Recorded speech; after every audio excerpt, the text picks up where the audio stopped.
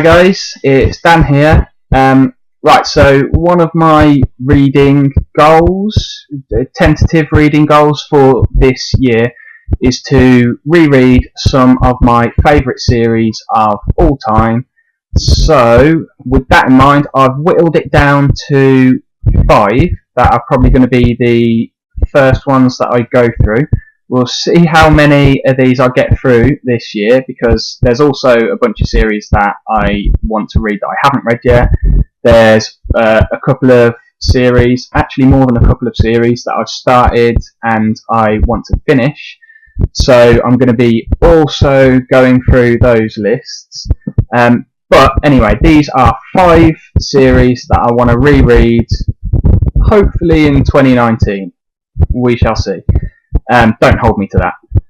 The first one is Dies the Fire Trilogy by S.M. Stirling. And I'm going to say right away, this is a bit of a cheat one, because I have already reread this. So, sorry. But I did read it all in 2019. It's February now. I read all this in January. So, it still counts as far as I'm concerned. But yeah, this is like it combines a lot of genres actually. It's like it's alternate history, post-apocalyptic fiction. It's got science fiction elements. It's got fantasy elements in there. If you're into your classics or your mythology, there's a lot of nuggets in there that you like as well.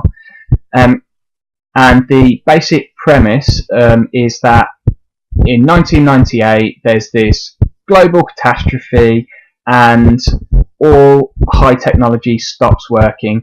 And the premise of this trilogy is basically we're following a group of communities in Oregon, in the northwest United States, that are trying to rebuild after this catastrophe.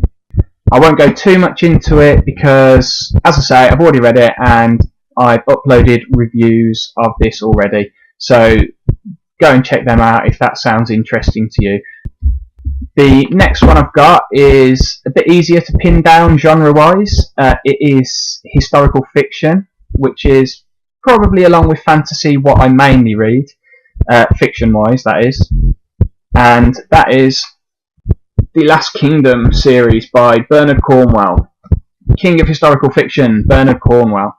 And this is been made into a TV series. I think there's like 3 seasons of it. I've only watched the first half of the first series because, having read the books, the TV series is fine, but this is a case where the show is not a patch on the original books. There's 11 books so far in the series. I've got the first 10. I've already reread the first 3 of them this year, so that leaves me with 7 more that I own and 1 more that I'm going to have to get once I get towards the end of that. But this follows Uhtred of Bebbanburg on his quest. He's like an Anglo-Saxon warrior, but he was raised by the Danes, like Vikings. And yeah, we follow his quest to reclaim his ancestral lands in the North British Kingdom of Northumbria. I say British, Anglo-Saxon, sorry. The Northern Anglo-Saxon Kingdom of Northumbria. And this is set against the backdrop of the events that led to the formation of the Kingdom of England. So we've got characters like Alfred the Great and his descendants in there. And this is like first person, really gripping, edge of your seat adventure, page turning stuff. Bernard Cornwell is one of the best selling, if not, well, probably is the best selling historical fiction writer at the moment. And there's a reason for that. The quality throughout this series is really consistent. I've read a bunch of his other stuff. This is his magnum opus as far as I'm concerned. So if that sounds interesting, then check that out. The next one I've got is also historical fiction, and that is Killer of Men. Well, that's the first book. It's the Long War series by Christian Cameron.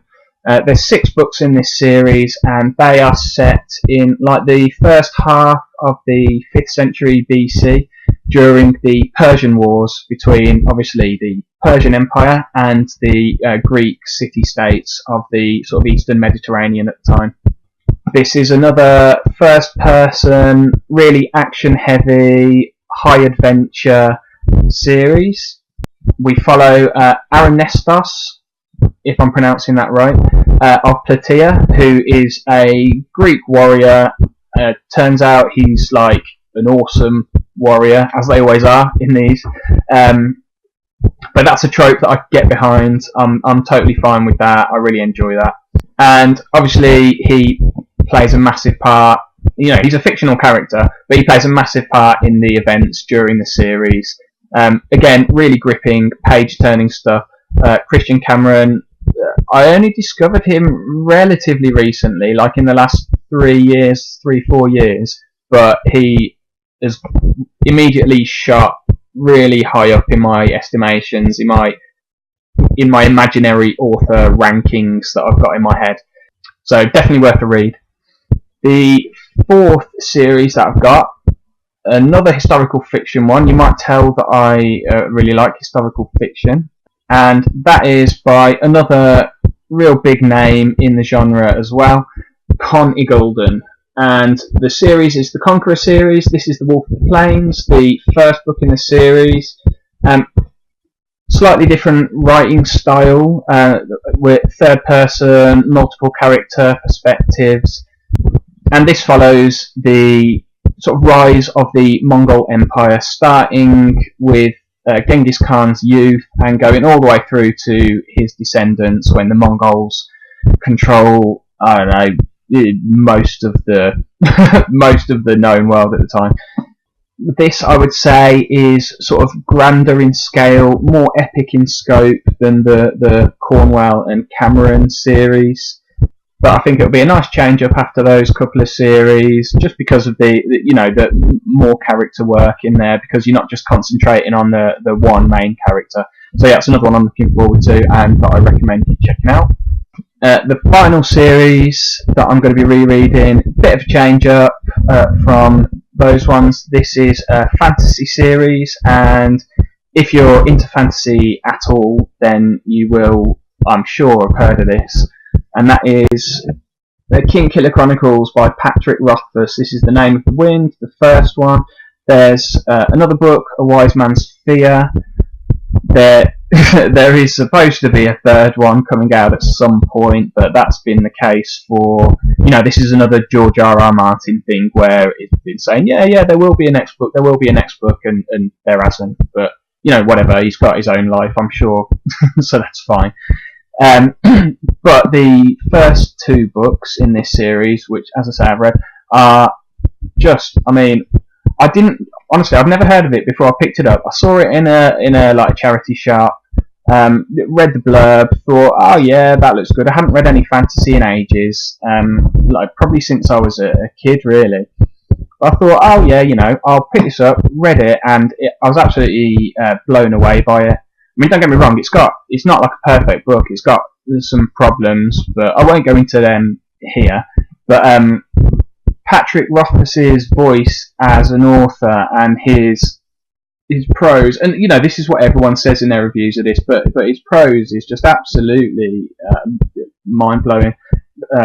Really beautiful, poetic stuff. And in spite of the fact that these books are both massive, I mean, this one is 600 and something pages.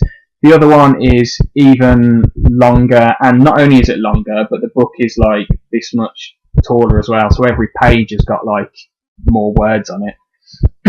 But yeah, in spite of that, I think I got through this one in maybe, I don't know, 3 days or something. It's probably similar for the next one, just because I got so caught up in it. And actually, this definitely then inspired me to go and search out some more fantasy. As I say, I haven't really read a lot of fantasy since I was a kid, but over the last sort of 3 years or so, I've been really getting back into it, and this was probably the start of that. So yeah, if you haven't read it, absolutely check it out. It is not going to be for everyone. I understand that, but yeah, really blew me away. So there you go, 5 series that I have previously read and am intending to reread in 2019. Intending being the operative word there. So if you liked any of them and you've got any recommendations for me based on them, then please let me know, because I'd love to hear them. So yeah, I guess that's it. Bye.